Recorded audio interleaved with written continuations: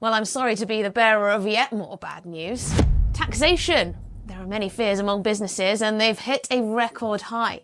Now, 2/3 of businesses out there say they are concerned about that tax burden, and the other third probably should be. Hello and welcome to the GBNews YouTube channel. I'm Emily Carver. So it looks like business confidence is on the floor as Rachel Reeves' budget begins to bite. Yes, a new survey by the British Chambers of Commerce reveals today a stark picture of growing concern among businesses, particularly regarding that taxation. So let's break down the key issues and their potential impact on our economy. Well, the survey has uncovered a troubling, though unsurprising, trend. Business fears over taxation have soared to unprecedented levels. Nearly 63% of companies are now expressing concern about the tax burden. This is a huge jump from 48% just 3 months ago. That is a rapid deterioration in business sentiment in this country. And what is the driving force behind this surge in anxiety? Well, of course, it's Chancellor Reeves' growth budget, which many in the business community have described as devastating. Now, the centrepiece of this concern is the increase in employers' national insurance rates from 13.8% to 15%. This hike has been characterised as a hammer blow to businesses, many of which are already grappling with rising costs across the board. Now, Rachel Reeves, of course, she insists this is not a tax on working people, but everyone knows it absolutely is. On jobs, on wages, on promotions, and even on prices for the rest of us. Well, the repercussions of this heightened tax burden are likely to be felt far beyond the boardroom, far beyond those CEOs. Yes, over half of the businesses surveyed indicated that they expect to increase their prices in the next 3 months. Say hello to more inflation. This is a clear signal that the pain of higher taxes will not be absorbed by businesses, but will be passed on to consumers, fueling inflation, putting additional pressure on households already struggling with the cost of living crisis. It really is economics 101. Moreover, the survey reveals a worrying trend in business investment. Companies, they're reporting that they're cutting back on investment plans. This reduction in capital expenditure could have long-lasting effects on productivity, on economic growth, undermining the government's stated goal that they want to grow the economy and make a more dynamic and prosperous one at that. Perhaps most concerning is the overall slump in business confidence in this country. The Chamber of Commerce's findings show that confidence has plummeted to its lowest point in 2 years. Now only 49% of firms are predicting an increase in sales over the next year, the lowest figure since the aftermath of the mini-budget.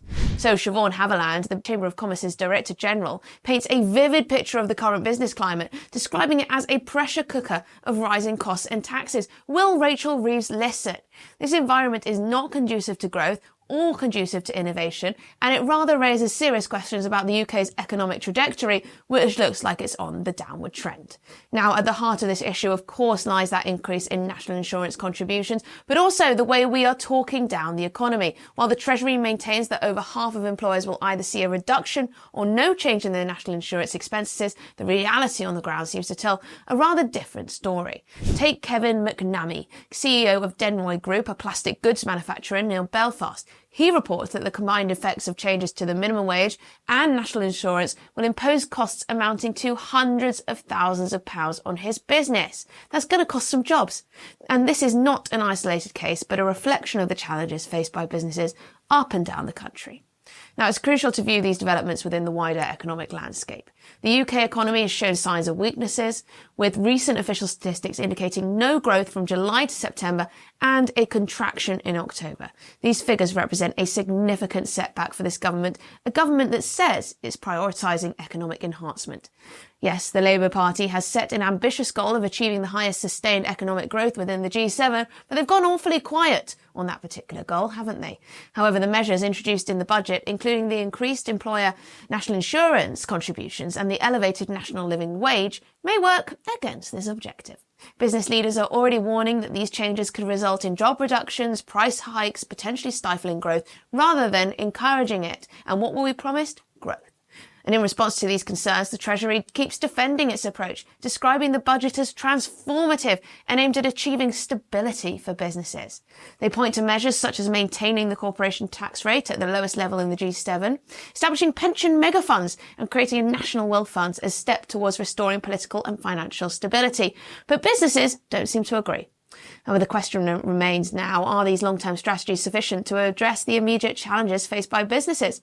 Well, the Chamber of Commerce survey suggests that while long-term plans for industry, infrastructure, trade, etc. are important, they're not providing the relief that struggling businesses need right now. In fact, they're adding to the burden of it. As we look to the future, it's clear the UK economy is at a critical juncture. The government's approach to taxation and business support, of course, will play a crucial role in determining whether we can overcome some of these challenges and return finally to a path of sustainable growth. So there are several key questions that need to be addressed, aren't there? How can the government balance the need for money, for cash in the coffers, with the imperative to support business growth and investment? What targeted measures could be implemented to provide immediate relief to businesses struggling with increased costs? And how can we ensure that efforts to boost the economy don't come at the expense of long-term fiscal sustainability? While these are complex issues that require nuanced solutions, it is essential that policymakers engage in meaningful dialogue with the business community. Don't just ignore them, to understand the real-world impact of their decisions and make policies that foster growth and also maintain fiscal responsibility. You cannot tax your way to economic growth. Now, the latest findings paint a concerning picture of the UK business landscape. Record high fears over taxation, coupled with declining confidence and investment, suggest that we may be facing significant economic headwinds in the coming months. You can say that again. So as we move forward, it's crucial that the government takes these concerns seriously and works to create an environment where businesses can thrive. They can't just put their heads in the sand and just hope for the best, hope that somehow taxing business to oblivion won't impact economic growth. They may need to recalibrate current policies and take a more targeted approach to supporting businesses through this challenging period. Now, the path ahead is not easy, but with the right policies and a better approach between government and business, we can hopefully hope to navigate these turbulent waters and emerge with a stronger, more resilient economy. Perhaps that's wishful thinking. What do you think about how businesses are reacting to the budget now that those changes are beginning to bite? Let me know. This is Emily Carver for GBNews. Thank you for joining us once again, and don't forget to subscribe to our YouTube channel for more original content.